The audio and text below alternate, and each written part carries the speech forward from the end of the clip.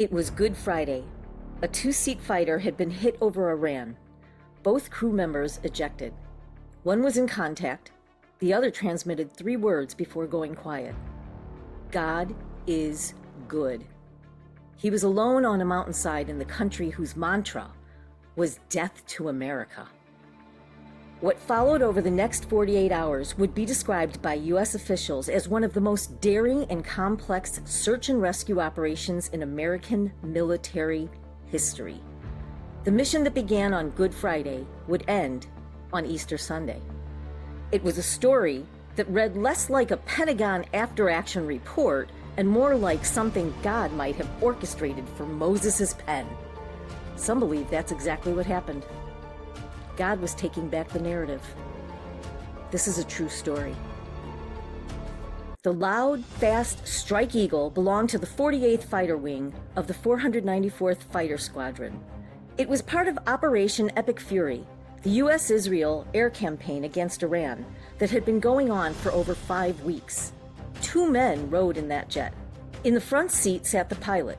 Behind him sat a colonel, the weapons system officer, or WISO, the crew member who manages targeting, electronic warfare, and weapons delivery. The pilot and the colonel had done this before, hundreds of hours of combat flying between them. The colonel was, by every account, one of the most respected officers in the wing. At mission altitude, this team was monitoring threat warning systems for radar lock indication, ready to neutralize anti-aircraft threats. Then something hit them. U.S. officials would later confirm the jet was struck by enemy fire. The exact weapon system remains under assessment. Speculation ranged from surface-to-air missile systems made by Iran or Russia, to a shoulder-fired missile, to advanced anti-aircraft guns. Iranian state media and the fiercely loyal Islamic Revolutionary Guard Corps, IRGC, initially claimed a new advanced air defense system had destroyed what they misidentified as a more stealth F-35 Lightning II. Early social media chatter about a low-altitude RPG or rocket-propelled grenade strike didn't hold up. The openly aggressive Strike Eagle simply operates at altitudes where RPGs can't reach. What was instantly certain, the jet was mortally wounded. A 40-ton machine carrying bombs, fuel, and 2 human beings was coming apart in the sky. The pilot would have commanded the ejection sequence, ejecting the colonel's rear seat a fraction of a second before the front, shattering the canopy as rocket motors beneath each seat jettisoned the men into the airstream at several hundred miles per hour. Timed to ensure there was no collision between the crew members, they were each alone. But they were safe, for now. Immediately separated by altitude differences and the physics of ejection, they were no longer aviators in control of their fate as the wind steered them to different landing zones. The pilot came down in terrain that, while hostile, was accessible enough for U.S. forces to reach. He activated both his personal recovery device and encrypted survival radio. Contact was established with overhead aircraft within minutes. The colonel was not so fortunate. The colonel came down in isolated, high-elevation terrain. It was the brutal, craggy spine of the Zagros Range with ridgelines above 7,000 feet, a landscape that offered concealment, but also punishing exposure. The colonel was injured, not catastrophically. He could move, he could think, he could fight. But ejection compresses the spine and batters the body, and a hard landing on rocky terrain compounded whatever the seat didn't absorb. He moved immediately, away from the wreckage, away from the heat signature, away from the predictable search area that any trained adversary would converge upon first. Then he keyed his radio. On the ground below, the burning remains of the Strike Eagle told the story Iran's state media was eager to broadcast. Photos released through IRGC-affiliated outlets showed an ACES II ejection seat and a tail section with markings matching the 48th Fighter Wing. Wreckage was scattered across the mountainside. Iran moved fast. A female anchor on Iranian state television urged civilians to help capture the American airmen. An on-screen crawl reportedly instructed the public to shoot them if you see them. A regional governor offered the equivalent of $60,000 for their capture alive. Iranian media broadcast the crash site footage as a propaganda victory. Proof, they said, that American claims of total air dominance were a lie. Iran's elite forces flooded the province with search teams. Basij militia units, Iran's paramilitary volunteer force, were mobilized. Local groups, including nomadic tribesmen from the Zagros foothills, were urged to join the hunt. In a country that had been bombed by America over 5 weeks straight, a downed U.S. airman on the ground was invaluable. Leverage, humiliation for Washington, a public relations windfall that could shift the narrative of the entire war. The clock was running, and America prayed that the colonel would outrun them all. U.S. Combat Search and Rescue, known as CSAR, launched within minutes of the shootdown.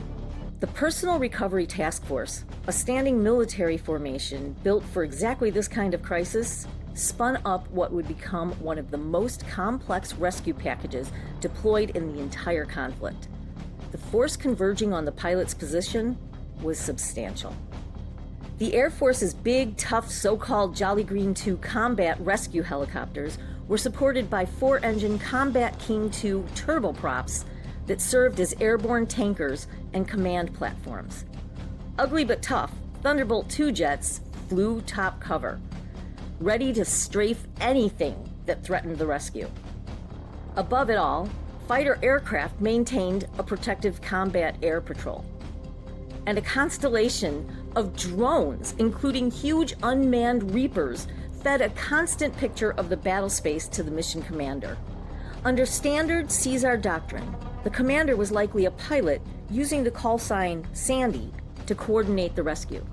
It was his job to authenticate the survivors' identities, clear the landing zone, and call in suppressive fire if needed. Video footage later surfaced on social media. It showed a Combat King II flying at treetop altitude over the Iranian countryside. Behind it, 2 Jolly Green II helicopters, American rescue aircraft, in broad daylight, deep inside Iran. The scale of the operation was extraordinary. It was not unopposed.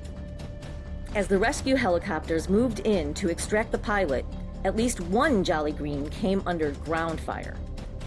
Iran's semi-official Mehr news agency later published videos it claimed showed civilians firing at U.S. helicopters with small arms.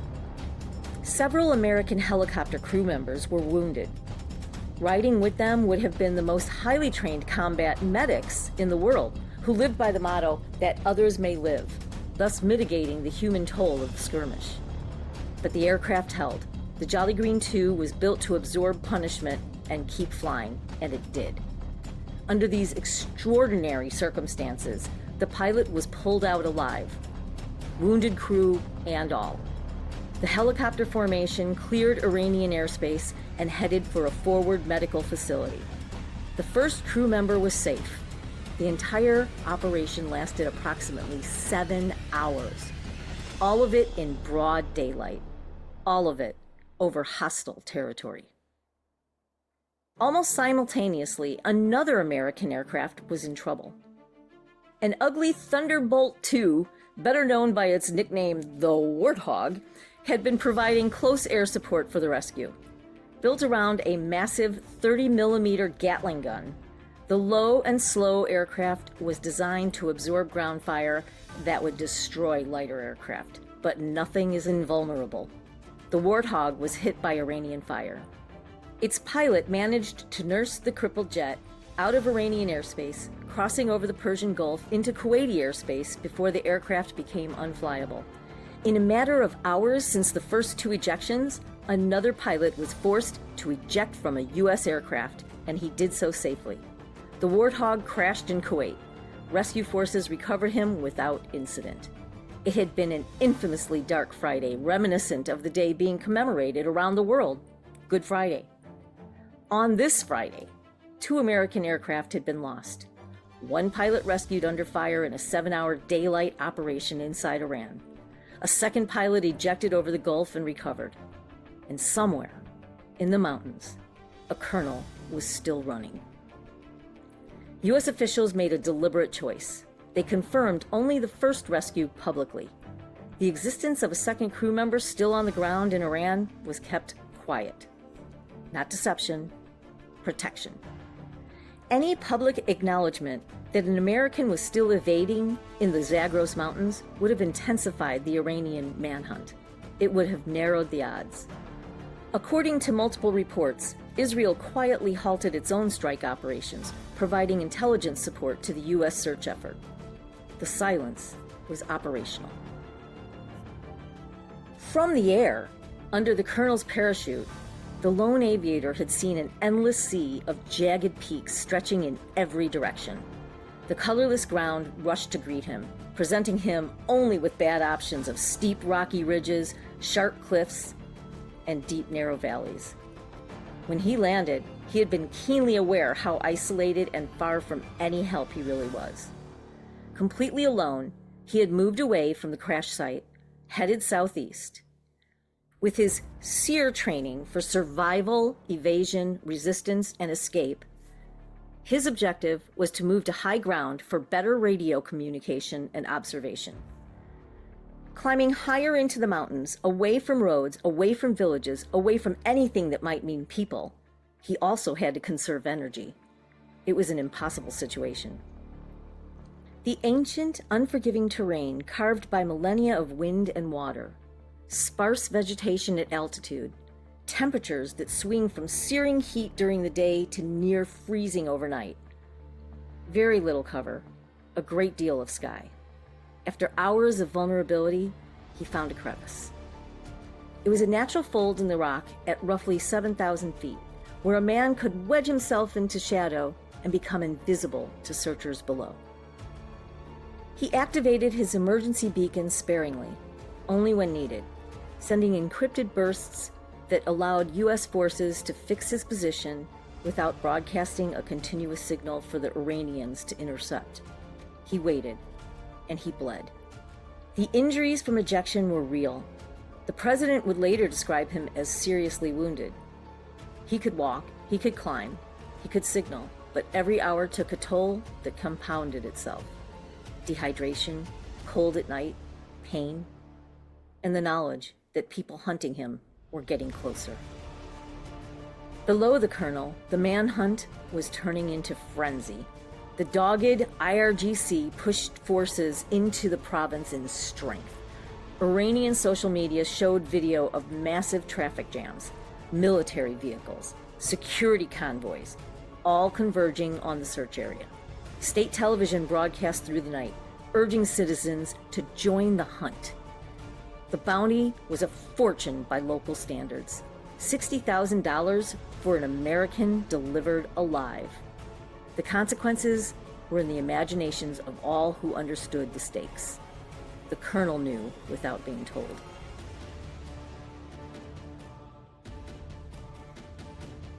The colonel was not, as the president would later reveal, truly alone.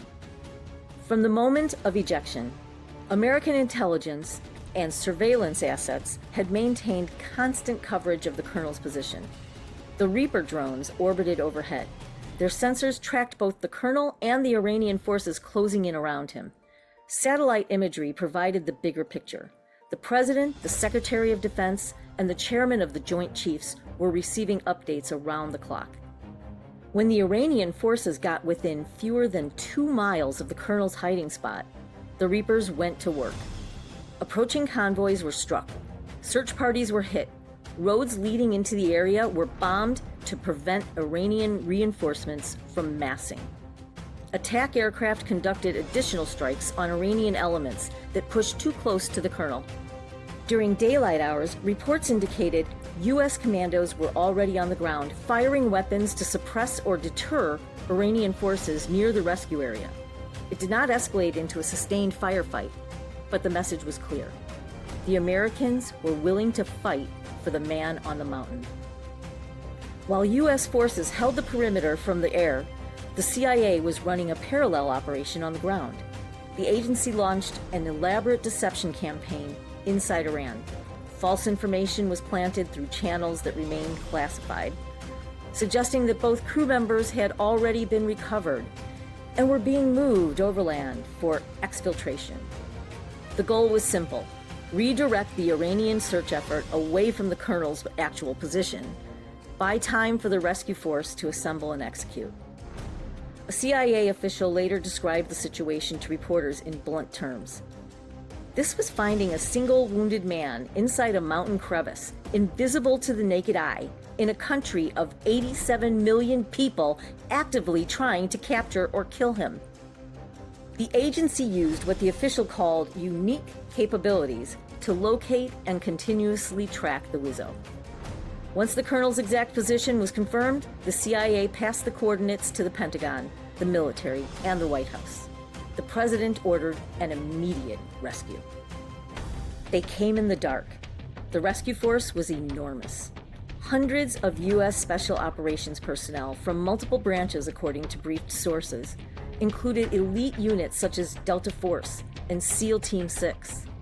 Dozens of aircraft, fixed-wing fighters, and bombers for top cover. Workhorse aircraft built for tough jobs, for insertion and extraction. Helicopters for the final pickup. And the persistent galaxy of armed drones that had been protecting the colonel for over a day. The operation was supported by cyber, space, and intelligence assets spanning the entire U.S. national security apparatus.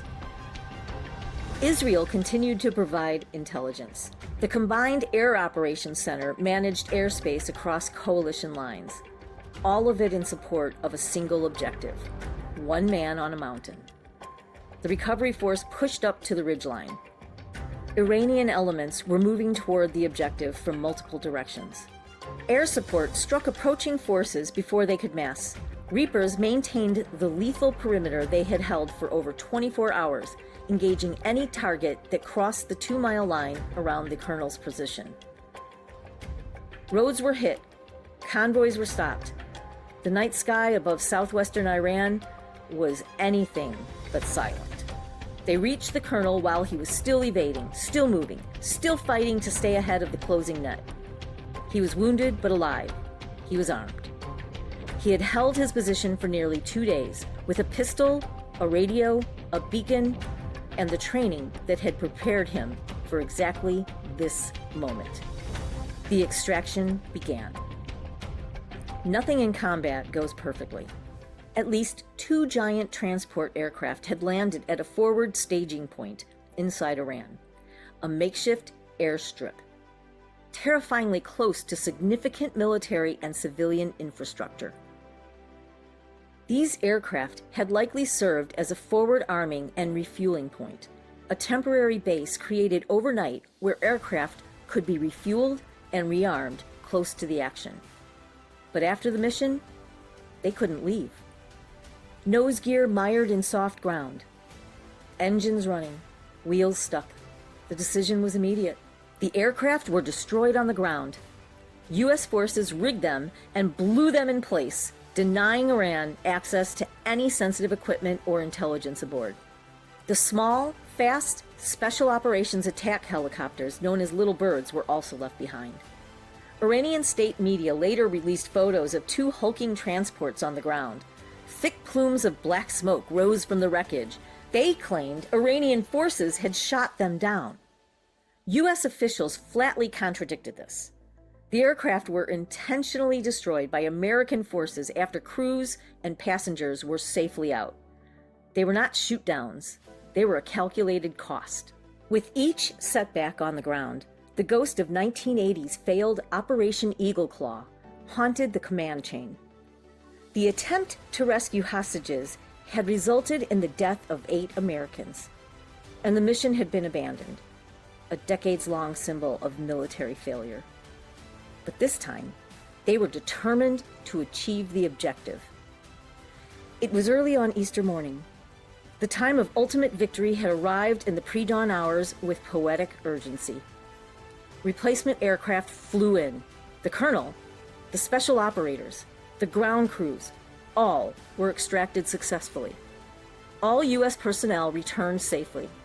No American deaths, no captures.